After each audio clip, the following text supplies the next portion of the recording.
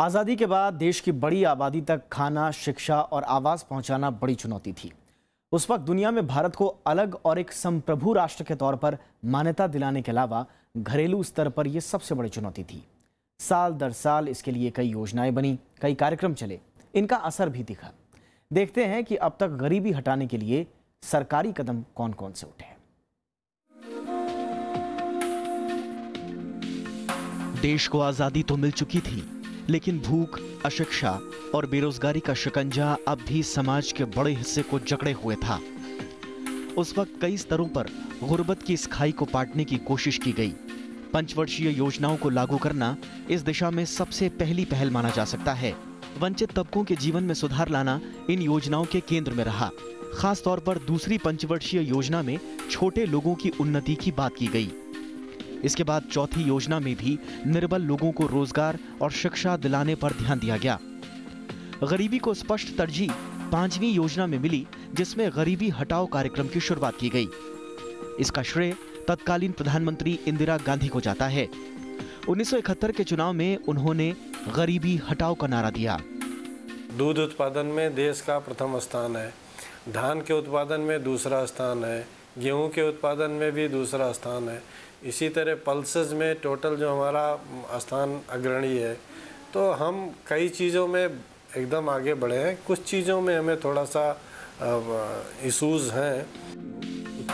1960 के दशक में पारंपरिक कृषि को आधुनिक तकनीक से जोड़ने का बड़ा प्रयास हरित क्रांति के तौर पर सामने आया। ये क्रांति यूं तो खाद्यान्न उत्पादन बढ़ाने से जुड़ी थी, लेकिन कृषि आधारित अर्थव्यवस्था होने के नाते इसने गरीबों, खासकर किसानों के जीवन स्तर में जबरदस्त इजाफा किया। कई अध्ययन बताते हैं कि एशिया में अगर 1% खाद्यान्न उत्पादन बढ़ता है तो कम से कम आधी फीसदी आबादी की गरीबी दूर हो सकती है। हरित क्रांति से पहले सालाना खाद्यान्न उत्पादन 50 से 60 मिलियन टन के आसपास था, जो आज बढ़कर 265 मिलियन टन हो गया है। इस लिहाज से हरित क्रांति गरीबी मिटाने का अहम पड़ाव माना जाता है। हरित क्रांति का असर हुआ है।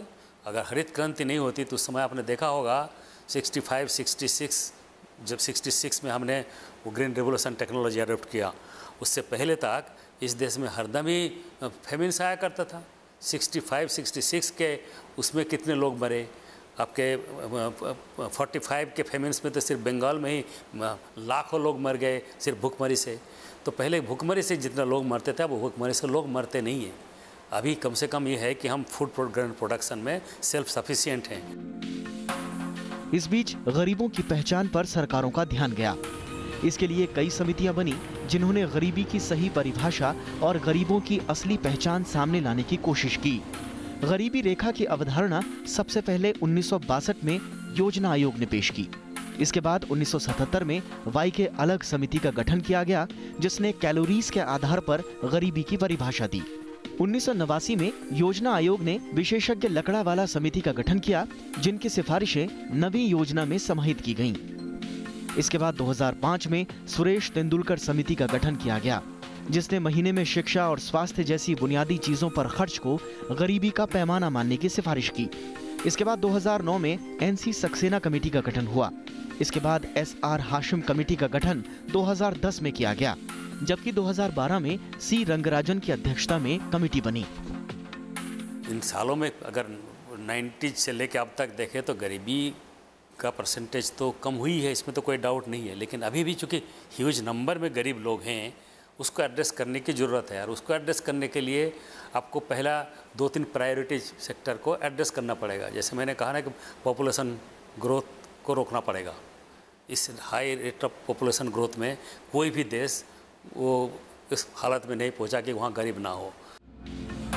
इन समितियों ने देश में गरीबी की तस्वीर को साफ करने में बड़ी भूमिका निभाई। मसलन सुरेश तेंदुलकर समिति ने माना कि शहरों में रोजाना 33 रुपए और गांवों में 27 रुपए रोजाना खर्च करने वाला व्यक्ति गरीब नहीं है। समिति के मुताबिक देश में 27 करोड़ लोग गरीब हैं। सी रंगराजन समिति के मुताबिक शहरों में 47 रुपए और गाँव में 32 रुपए रोजाना खर्च करने वाला गरीब नहीं है। समिति के मुताबिक देश में ऐसे 36 करोड़ गरीब मौजूद हैं। गरीबी से जुड़ी अर्जुन सेन समिति की रिपोर्ट भी काफी अहम मानी जाती है, जिन्होंने 2009 में ये खुलासा किया कि देश में 77% लोग गरीब हैं।